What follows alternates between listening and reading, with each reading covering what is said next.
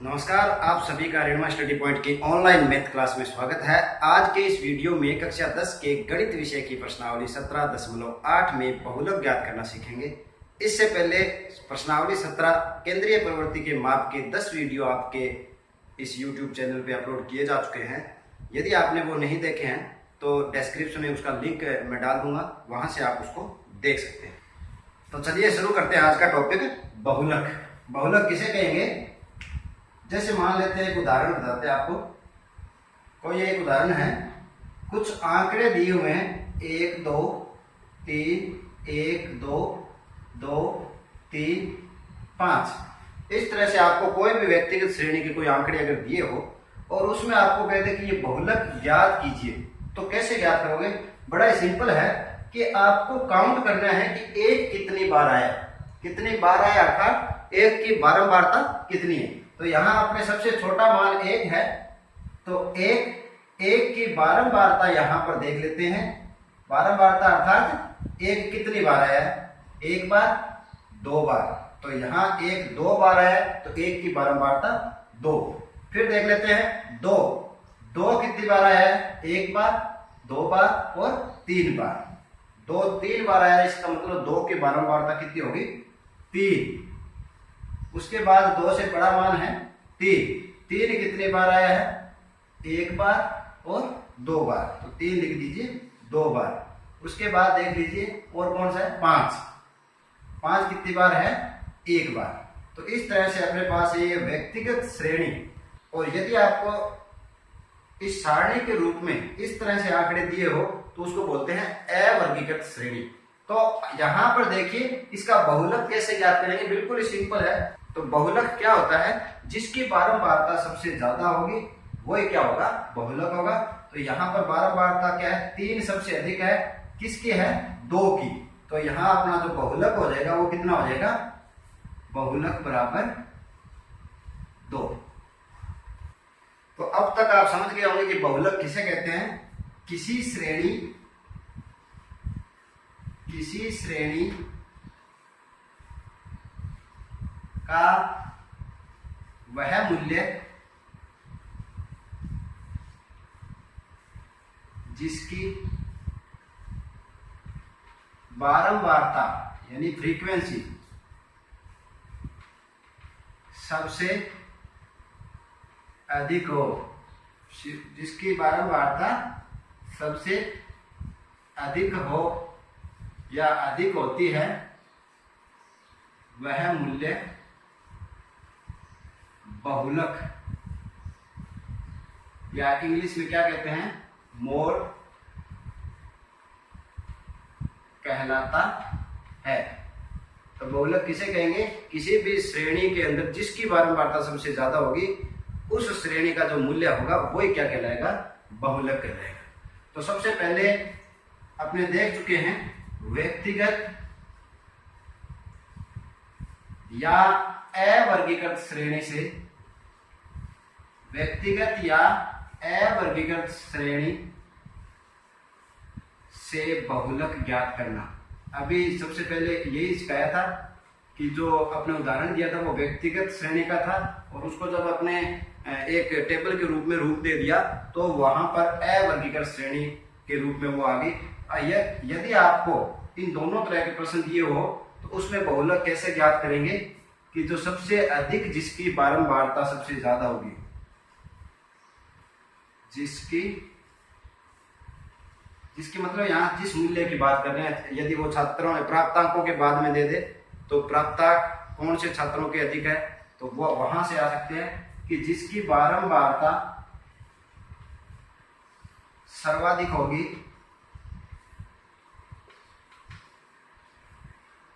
वो मूल्य ही क्या होगा? बहुलक कहलाएगा। वो मूल्य ही क्या कहलाएगा? बहुलक कहलाता है। ये अपने आप तक सीख चुके हैं, बिल्कुल सिंपल है। जैसे यहाँ देखिए, एक अवर्गीकृत बारंबारता बटन आपको दिया हुआ है, बटन की सारणी दी हुई है। इसके अंदर अपने अगर बहुलक ज्ञात करेंगे तो अभी अपने बात की है कि जिसकी बारंबारता सबसे ज्यादा होगी उसी श्रेणी का जो मूल्य होगा वही क्या कहलाएगा? बहुलक कहलाएगा। तो यहाँ पर छात्रों की संख्या है, ये क्या है? बारंबारता के रूप में है, और प्राप्तांक है यानी कि 0 जिनके आए हैं वो 5 छात्र हैं उनके 0 अंक आए हैं, 8 छात्र हैं उनके 1 अंक आए हैं। तो यहाँ पर आप बारंबारता सबसे अधिक कौन सी है वो देख लीजिए, 13 है। तो 13 के संगत जो श्रेणी का मूल्य होगा 2, 13 के संगत यहाँ कौन सा मूल्य है, 2 है, यानी कि 13 के संगत 2 मूल्य है, यही क्या कहलाएगा, बहुलक कहलाएगा। तो नीचे यहां लिख सकते हो क्योंकि बारंबारता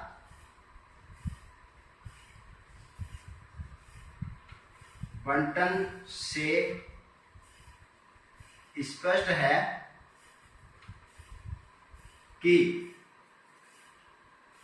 सबसे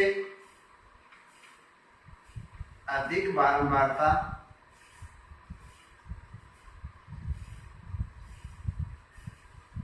तेरह है,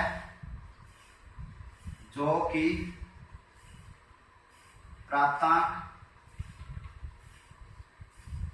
2 के संगत है। अतः बहुलक क्या होगा कि जिसकी बारंबारता सबसे ज्यादा होती है वही क्या कहलाता है, बहुलक। तो यहां पर इसका बहुलक क्या हो जाएगा, 2 हो जाएगा। तो इस तरह से जो अवर्गीकृत श्रेणी या व्यक्तिगत श्रेणी है उसमें अपने बहुलक आसानी से ज्ञात कर सकते हैं। अब देखते हैं वर्गीकृत श्रेणी के अंदर बहुलक कैसे ज्ञात करेंगे। प्रश्न आपको दिया हुआ है कि निम्न बारंबारता बटन से बहुलक ज्ञात कीजिए, जिसके अंदर प्राप्तांक दिए हैं जो कि वर्ग अंतराल के रूप में है 52 से 55, 55 से 58, 58 से 61 और 61 से 64। यानी इनका जो वर्ग अंतराल है वो कितना है, बीच में जो अंतर है वो कितना है, प्रत्येक वर्ग के अंदर 3-3 का अंतर है, 52 और 3 55। तो वर्ग अंतराल यहाँ से आप पहले भी पढ़ चुके हो समांतर माध्य के अंदर क्या होता है, तो ज्ञात कर सकते हैं। और दूसरी है यहाँ छात्रों की संख्या जो कि बारंबारता है वो 10, 25, 20, 25 और 10 दी। तो अगर यदि आपको इस तरह से प्रश्न, जो प्रश्न बड़ा आएगा वो इसी तरह से आएगा बहुलक में, तो प्रश्न जब दिया होता है तो उसको हल कैसे करेंगे। तो सबसे पहले आपको इसमें क्या देखना है, सबसे अधिक बारंबारता देखनी है। यहाँ सबसे अधिक बारंबारता कितनी है, 25 है। तो 25 के जो संगत यानी कि साथ वाला जो वर्ग है उसी को आपको देखना है, उसी को फोकस करना है। तो यहाँ पर 25 के संगत जो वर्ग है वो है 58 से 61। तो इस वर्ग को क्या कहेंगे, बहुलक वर्ग कहेंगे। तो लिख देते हैं क्योंकि इस बारंबारता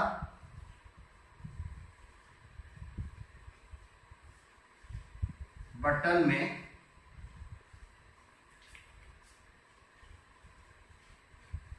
सर्वाधिक बारंबारता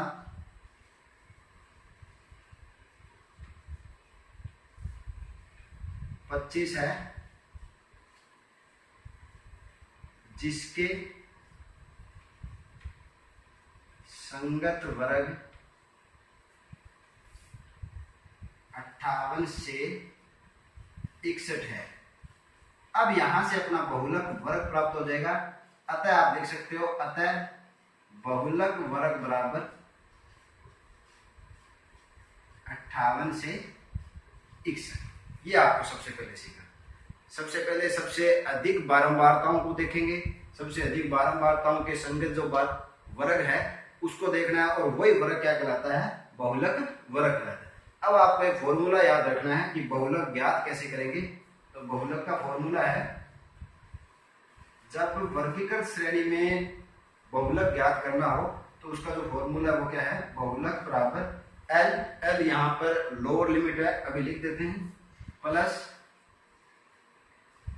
F1 माइनस F0 बटा 2 F1 minus F0 minus F2 गुणा H। इस तरह से ये फॉर्मूला आपको याद रखना है। अब इसमें ये सारे है क्या, उसके बारे में बात कर लेते हैं। सबसे पहले L के बारे में देखेंगे कि L क्या है। यहाँ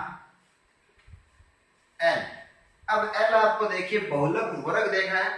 उस बहुलक वर्ग की नीचे वाली सीमा 58 है, ऊपर सीमा 61 है, यानी कि लोअर लिमिट जो नीचे सीमा होती है वो L होता है। तो L यहाँ पर कितना है, तो आप लिख सकते हो L क्या चीज है, बहुलक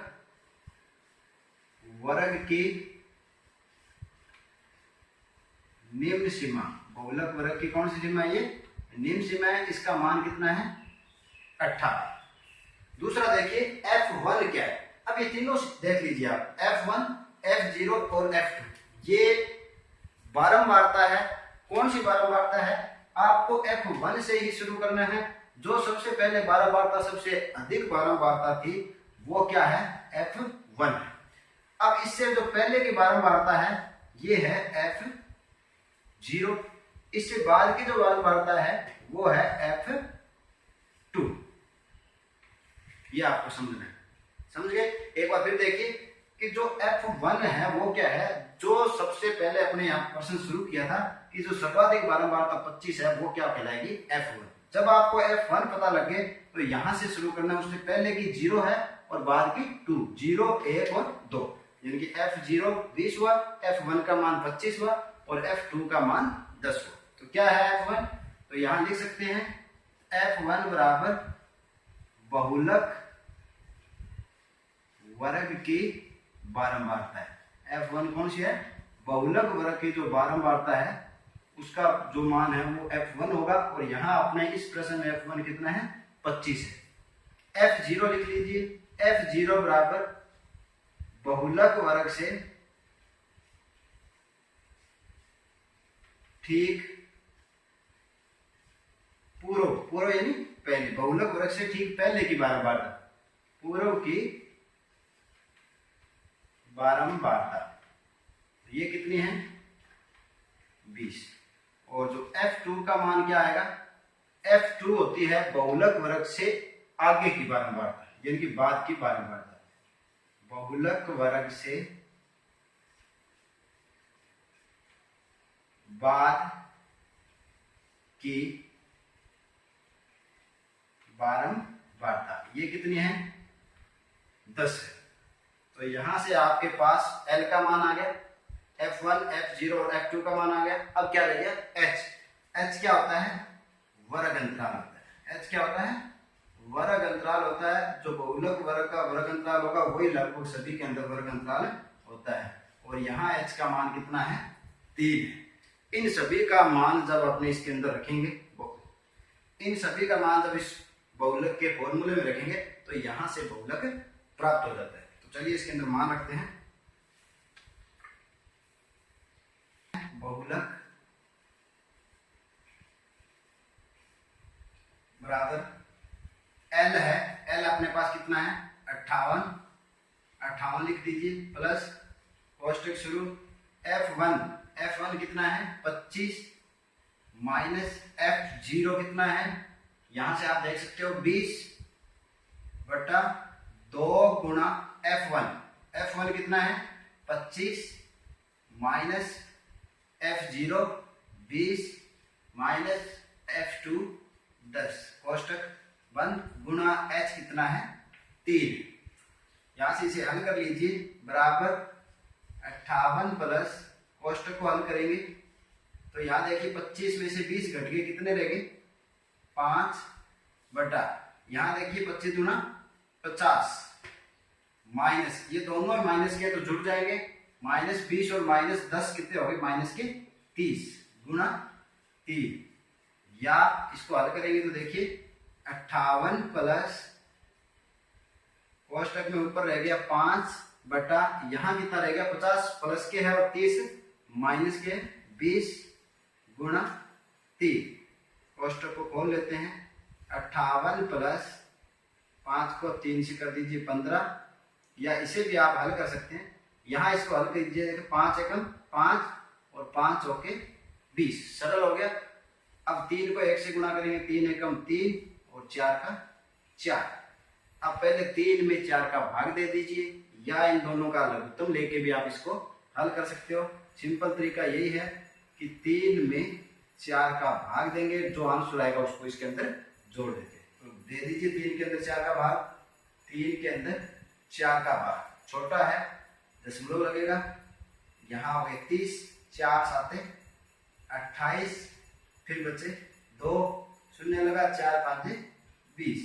तो यानी अपना जो आंसर आया इसका जो हल करने पे 0.75। तो यहाँ लिख सकते हो 0.75, जोड़ दीजिए, 5 का 5 रहेगा, 0.75, ये आपका क्या होगा? बहुलक होगा।